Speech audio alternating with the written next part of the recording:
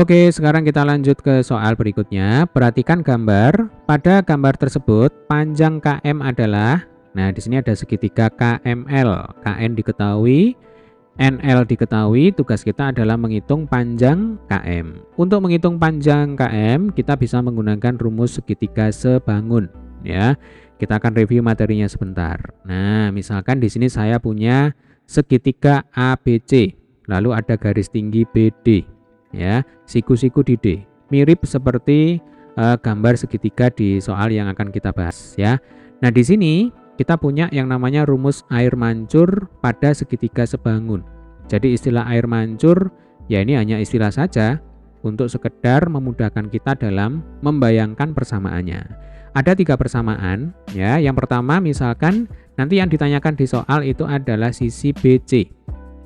Berapa sisi BC? Nah, ternyata BC kuadrat itu sama dengan CD dikalikan dengan CA. Nah, ini kalau kita bayangkan kan seperti air mancur, ya kan? Ada air dari B ke C, kemudian di C air ini mancur menjadi 2, dari C ke D dan dari C ke A. Diamati polanya, gitu ya. Nah, persamaan matematisnya adalah BC kuadrat sama dengan CD kali CA. Maka kalau ditanya berapakah panjang BC, rumus yang kita gunakan adalah akar CD kali CA. Nah, ini persamaan yang pertama. Persamaan yang kedua, kalau tadi kita mencari BC, sekarang kita akan mencari BD. BD itu yang di tengah sini. BD kuadrat itu sama dengan DC dikalikan DA, ya. Jadi diamati gambarnya ya.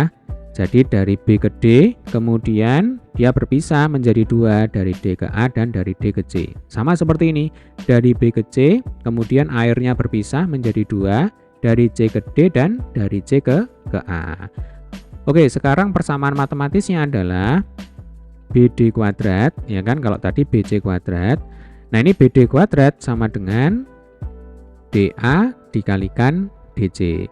Kalau ditanya BD, ya berarti rumus yang kita gunakan adalah akar DA kali DC. Sampai sini bisa dipahami ya.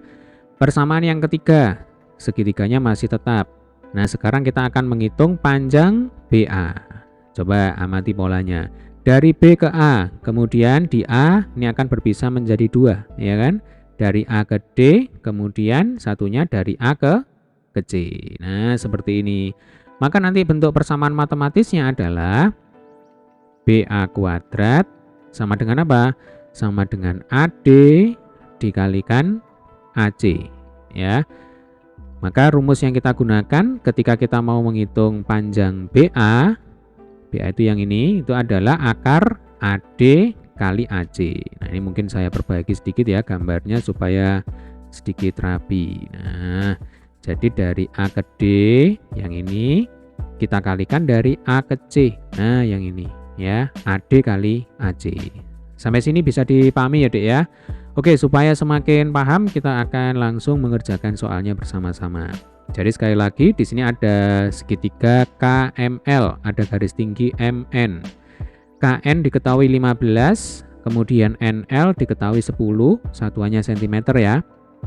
Lalu yang ditanyakan di soal itu adalah panjangnya KM. KM itu yang ini atau dibalik MK. Nah, coba kita amati polanya ya. Ada air jalan dari M ke K, berarti di K nanti akan berpisah menjadi 2, ya kan?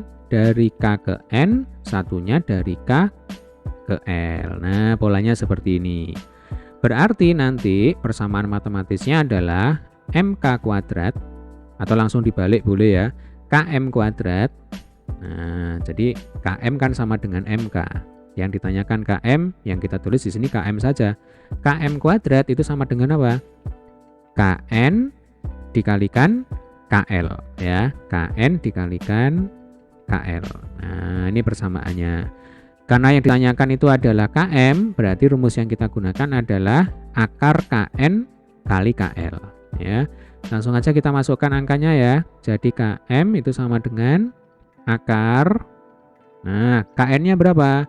KN-nya 15 cm. Kita masukkan sini. Kemudian KL ya berarti KN ditambah NL. 15 ditambah 10 sama dengan 25. Jadi 15 kali 25 itu kalau kita hitung nanti sama dengan 375. Nah ini satuannya cm. Maka panjang km adalah akar 375 cm. Ya, jawabannya adalah yang A. Baik, semoga video ini bermanfaat. Sampai ketemu di video pembahasan soal selanjutnya.